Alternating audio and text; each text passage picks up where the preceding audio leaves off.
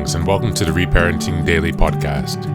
In this podcast, we'll dive deep into reparenting, exploring tools and resources to help us through our journey.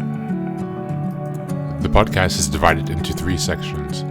First is a reading. Second is a discussion of the reading followed by a journal prompt. And the last section is a peaceful meditation for closing.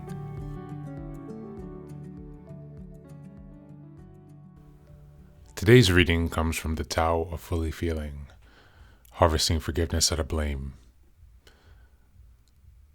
In this section, we'll be discussing self-forgiveness and entrenched self-hate.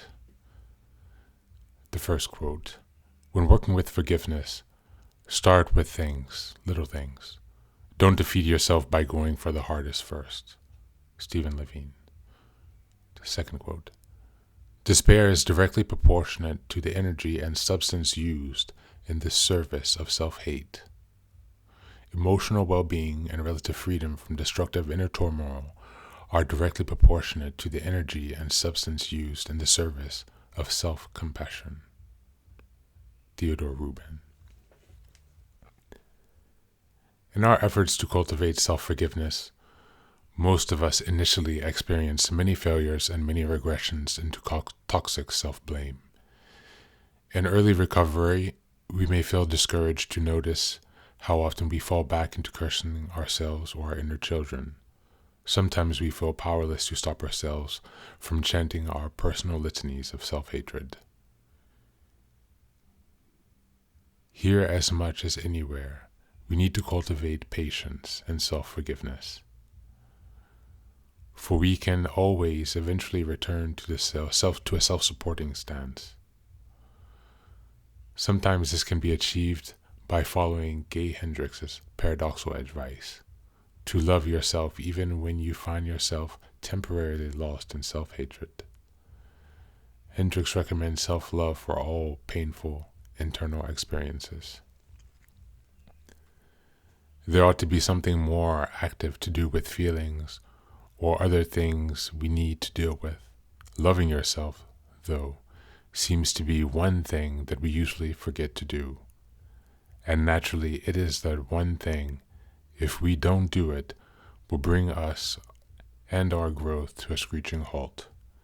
When you are feeling the impatience, that need to do something, try loving yourself for feeling that way. Then do the most loving thing you can imagine. Hating yourself for hating yourself is one of the most stalwart bastions of toxic shame. It is a process that quickly spirals downward into despair. We can also decrease self-hatred by aggressively refusing to attack ourselves, by blame shifting the blame of self-hatred from ourselves to those who taught us to loathe ourselves in the first place. Unfortunately, there are some occasions when nothing serves to rescue us from self-hatred. Sometimes our only resort is to follow Carl Jung's advice: batten down the hatches and weather out the emotional storm.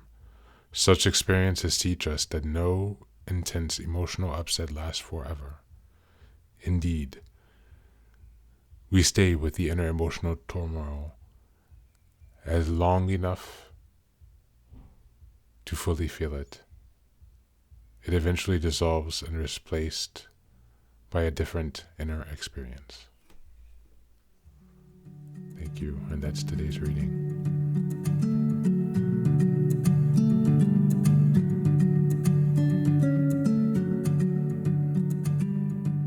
Self-hatred is a very tricky thing to deal with, even to admit to yourself and to see it in yourself.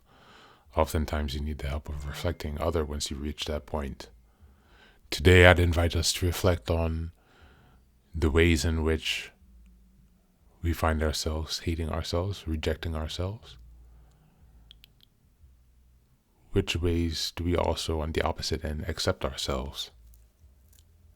Let's try to examine that gap.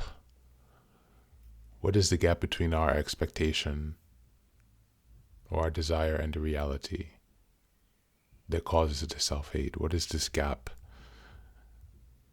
Let's examine more closely the things that keep us held back, while also keeping in mind the things that keep us forward and give us strength. Balance is important. Thank you for joining us today.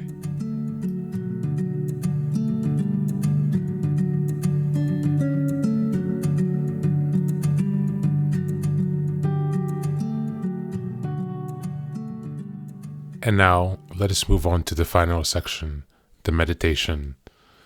This is an unguided meditation. I will simply provide some music and you can take some time to relax. Please feel free to choose a location and a place where you feel safe and where you can be undisturbed for the next 10 minutes. You can choose to be sitting down, standing, as you like, wherever you are most comfortable.